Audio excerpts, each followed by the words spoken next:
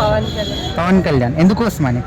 ఆయన చాలా మంచివారండి, అన్ని మంచి పనులు చేస్తూ ఉంటారు. మా సైడ్ ఆంధ్రాలోని మాది పిఠాపురం మీ దగ్గరే, సో అటు సైడ్ అంతా చాలా బాగా చూసుకుంటారు కాబట్టి నేను మట్టికి ఆయన సినిమా హిట్ కావాలని నేను మనస్ఫూర్తిగా కోరుకుంటున్నాను. అంటే కాసేపు పాలిటిక్స్ పక్కన పెడితే సినిమాల పరంగా చెప్పండి మీరు. సినిమా ప్రకారం కూడా ఆయనది చెప్తాను నేను, ఎందుకంటే మా అన్న అంటే అన్నే కదా, అన్నకి సపోర్ట్ చేస్తాను నేను. అంటే ఇప్పుడు దురంధర్ పార్ట్ 2 సీక్వెల్ గా వస్తుంది, చాలా హైప్ ఉంది సినిమా మీద.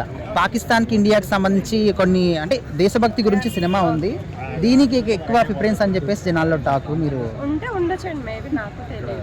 సో నేనైతే పవన్ కళ్యాణ్ ఫ్యాన్ కాబట్టి నేను ఆయన సినిమా కోరుకుంటాను. కేజీఎఫ్ చూసారా మీరు?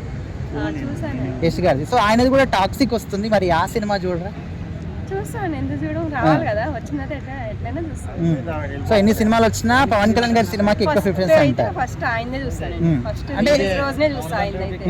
అంటే పవన్ కళ్యాణ్ గారు అంటే ఎందుకు అంటే చాలా రీజన్స్ ఉంటాయి కదా. మీకు మీ నాన్నగారు అంటే ఇష్టమేనా? మీ మమ్మీ అంటే? ఆయన కూడా అంతే మాకు. అంటే ఇప్పుడు ఒక హీరోని అమ్మ నాన్నతోని పోలలేం కదా. ఎందుకు పోలలేదు? ఇప్పుడు వాళ్ళంటే మనకు జన్మని ఇచ్చారు, మనకి జన్మని ఇచ్చారు కదా. ఆయన ఇప్పుడు రాజకీయంలో ఉన్నారు, వాళ్ళ అమ్మని వాళ్ళ అన్నని వాళ్ళ వదిని వాళ్ళే చూసుకోవచ్చు కదా, మనలో అందరికి ఎందుకు చూడాలి? అవసరం లేదు కదా.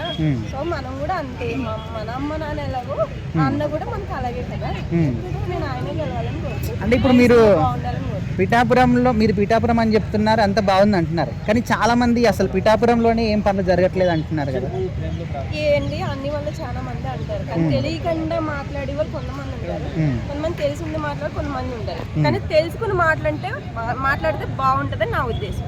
ఫస్ట్ ఆఫ్ ఆల్ ఎవరైనా ఎన్నైనా చెప్తారు, ఒకసారి ఆంధ్రాకి వెళ్ళి చూడండి, తెలుసుకోండి, మీకే అర్థమవుతుంది.